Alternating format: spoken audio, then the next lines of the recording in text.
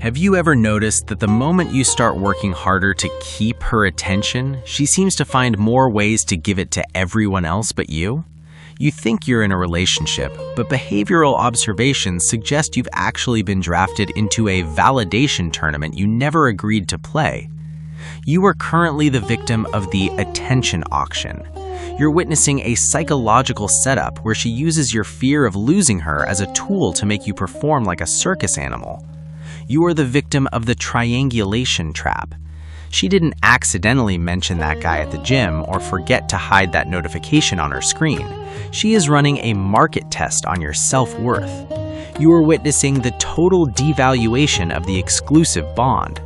You're the victim of the competitive siphon. While you are out there trying to win her back, she is draining your masculine energy to fuel her own ego. Today, we are stripping the mask off the attention game and exposing why a man who competes for a woman's eyes has already lost his soul. If you don't watch this until the final second, you are choosing to stay a gladiator in her arena instead of the king of your own life. The most brutal truth you will ever hear is that if a woman makes you feel like you have to compete with another man for her time, she has already decided that you aren't the one who deserves it. She's just enjoying the show while you break yourself trying to prove her wrong. Men, this channel is more than content. It's a brotherhood that exists for those who refuse to be controlled, distracted, or broken. My ex told me men today are too weak, too distracted, and too controlled to ever unite. I didn't argue. I decided to prove her wrong. Every man who subscribes is proof that discipline, self-respect, and strength still exist. If you stand for truth, self-control, and knowing your value as a real man, if you're here to sharpen your mindset and live with standards, subscribe and stay. Like this video and make your presence known in the comments. Let's see who's serious and is ready to prove doubters wrong, because after this video, you'll be reborn as a new man who has discovered himself and is ready to take back his manhood. Make sure to subscribe and stay ahead, because we're just getting started. We have to look at the psychology of the manufactured rivalry. You see, brothers, a woman of high character protects your peace, but a woman seeking validation protects her options. Behavioral patterns show that when she keeps the other guy in the conversation, she is performing a frame test. She wants to see if you will drop your standards to chase her. You are the victim of the induced scarcity. She makes her attention seem rare, so you will pay a higher price for it. You think you're fighting for love, but you're actually experiencing neurologically programmed submission. Your brain is being flooded with cortisol because your sanctuary has been turned into a competition floor. This leads us to the performance anxiety loop. You start buying more gifts, doing more chores, and checking your phone every 5 seconds. You are being spiritually liquidated by a woman who treats your devotion like a bidding war. You are the victim of the emotional overinvestment. The most dangerous part is the invisible bench. Behavioral observations suggest that for every other guy she tells you about, there are 3 more she hasn't mentioned yet. You are being psychologically dismantled by the idea that you are replaceable. She wants you to feel that the new guy is a threat, so you stay on your best behavior. You are the victim of the threat-based compliance. She isn't loving you, she is managing you through fear. I want to tell you about a man named Gavin. Gavin was a hard-working guy. A man who believed that if he just did enough, he would be rewarded with loyalty. He was with a woman named Mia. Mia was popular on social media. She always had guys in her DMs, and she made sure Gavin knew it. She would say things like, "Oh, Trevor from the office is so funny. He bought the whole team lunch today." Gavin, feeling the sting, would go out that weekend and buy Mia an expensive dinner just to one-up Trevor. Gavin was the loser in this story because he chose the bidder's response. He spent 2 years trying to outperform every shadow in Mia's life. If she mentioned a guy's car, Gavin worked overtime to upgrade his. If she liked another man's photo, Gavin spent his gym time trying to look like that guy. Gavin was the victim of the identity burnout. Because he was so busy competing with Trevor and the gym guy, he forgot how to be Gavin. He became a service provider instead of a partner. He was the victim of the validation vampire. Mia eventually left him for a guy she met at a concert, telling Gavin he was too stressed and no fun anymore. She used the resources Gavin provided to make herself attractive for the next guy. Gavin failed because he didn't realize that a woman who lets you compete for her is a woman who has zero respect for the winner. He ended up with a maxed out credit card and a broken spirit. He was the victim of the competition trap. You have to recognize the arrogance of the gatekeeper. When a woman makes you compete, she is putting herself in the position of a judge and you in the position of a supplicant. Behavioral observations show that this is a strategic devaluation of your masculine time. You are the victim of the time theft. Every hour you spend wondering who she's talking to is an hour you aren't building your empire. You are being psychologically anchored to her whims. This leads us to the social humiliation of the chaser. Everyone in your circle can see you're chasing a woman who is running toward the crowd. You are the victim of the public frame collapse.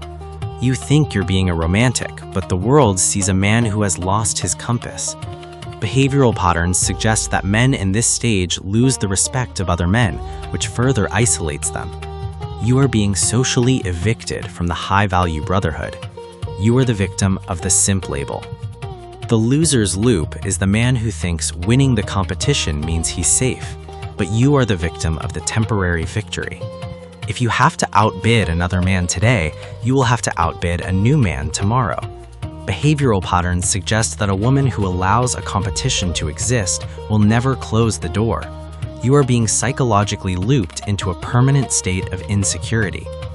You have to realize that the prize you are fighting for is a woman who doesn't value the peace of a man. You are being drained of your masculine essence by a game where the only way to win is to stop playing. The final stage of this first section is understanding the biological price of the race. When you are constantly competing for attention, your body stays in a high-stress survival mode. Your testosterone drops because your status is always being questioned. You are being physically liquidated by the jealousy and the doubt. You think you're just passionate, but your body is actually grieving the death of your authority. You are the victim of the chronic rivalry syndrome.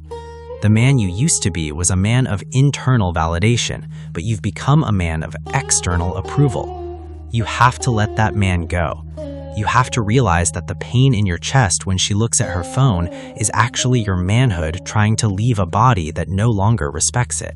If you are still trying to convince her that you are better than the guy in her DMs, you are telling her that you don't actually believe it yourself. You need to understand the concept of the sovereign exit. The man who wins the competition for a woman's attention isn't the one who stays and fights. It's the man who realizes that a shared throne is no throne at all. You're the victim of the scarcity delusion. You're acting like she's the only source of water in a desert, while she's treating you like just another bottle on the shelf. You're witnessing a psychological pivot. She didn't find someone else. She found out that you didn't have the self-value to leave the moment she disrespected the union. You're the victim of the frame fracture. You think that by trying harder, you're showing love, but behavioral observations show that masculine value is always found in the refusal to compete. Today, we are finishing the blueprint of the unshakable king. We are looking at the final psychological shifts, the total withdrawal of the gift, the strategic indifference, and the mastery of the lone mission. I'm going to show you why the man who walks away from a crowded room is the only one the woman ever actually remembers. If you don't watch this until the final second, you're choosing to remain a competitor in a game designed to make you fail. The most powerful form of masculine frame isn't winning the woman, it's being a man so grounded in his own value that the moment she invites a second man into the equation, she automatically loses the first one. I know men with standards are here. If you value discipline, respect, and strength, subscribe, like, and comment. we have to talk about the sovereignty of the zero competition policy. You see, brothers, a high-value man doesn't enter races, he builds destinations. Behavioral observations suggest that the winner is the man who makes it clear through his presence that he is a luxury, not a commodity. You're being neurologically rewired the moment you stop debating her choices and start declaring your boundaries. You're the victim of the validation hunger until the day you decide that your approval is the only one that matters. This leads us to the science of the high-status frame. Most men think they need to win the girl back from the other guy. This is a behavioral error. You are actually reinforcing her belief that she is the prize. You're the victim of the pedestal fallacy. Behavioral patterns show that the only way to regain your power is through absolute indifference. You're being psychologically reforged by shifting your energy from monitoring her attention to multiplying your assets. You create a reality where she has to compete to stay in your life. I want to tell you about a man named Xander. Xander was a man of quiet standards. He was dating a woman named Chloe, who was used to men fighting over her. One night, Chloe told Xander that an ex-boyfriend had been calling her and that she was confused about her feelings. She expected Xander to get jealous, to buy her flowers, and to fight for her. Xander was the winner in this story because he chose the sovereign response. He didn't get angry. He didn't ask, "What does he have that I don't?" He simply looked at Chloe and said, "I don't play in crowded rooms. If you're confused, go spend time with him and figure it out, but don't call me while you're doing it." Xander walked out and went to the gym. He blocked her for the weekend and focused on his business. Xander won because he realized that his peace was his throne. Xander won because he didn't give her the validation of a chase. Chloe spent the next 3 days realizing that the other guy was just a boredom fix, but Xander was a king. She tried to come back with apologies and tears. Xander didn't take her back immediately. He made her earn her way back into her perimeter, or he moved on to a woman who didn't create confusion as a hobby. He won because he understood that the man who refuses to race is the only one who ever reaches the finish line with his dignity intact. He realized that a woman who respects you will never put you in a position where you have to remind her of your worth. You have to recognize the biological rebirth of the grounded man. This is a biological fact. When a man stops reacting and starts acting, his body stops producing the anxiety of the chaser and starts producing the calm of the leader. You are the victim of cortisol poisoning as long as you are competing for a text back. But the moment you return to your mission, your hormonal balance returns, your aura returns. You are being biologically optimized for dominance. Her attempt to make you compete wasn't a test of love, it was a vetting process to see if you are a leader or a follower. The winner's protocol is about the sovereignty of the private peace. You have to look at your reflection and realize that you are the primary value. You don't need to outperform another man to be enough. You are the sovereign man. You recognize that loyalty isn't a prize you win, it's a standard you require. You are being hardened for the throne. Healing is the realization that the moment she made it a competition, she disqualified herself from the grand prize, which is you.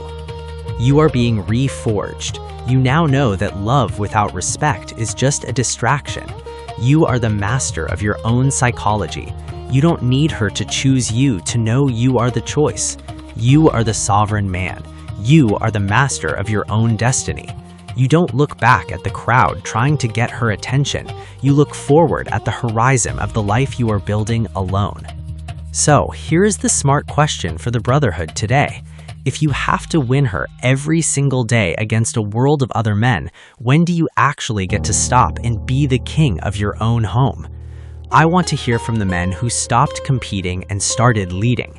How did it feel the day you told her, "Go be with him then," and actually meant it? For the brothers who are still competing, be honest. What is it about this woman that makes you think your dignity is a fair price for her attention? Is it love, or is it the fear that you don't have the strength to stand alone? Drop your story in the comments. Your words might be the wake-up call the brother next to you needs to finally drop the race and pick up his crown. This channel is for men who are done blaming themselves for other people's choices. If that's you, don't leave as a spectator. Subscribe and stay ahead because we're just getting started. Support the message, speak in the comments, and stand with the men who choose clarity over confusion. I'll see you in the next one. Stay sharp, stay cold, stay in your power.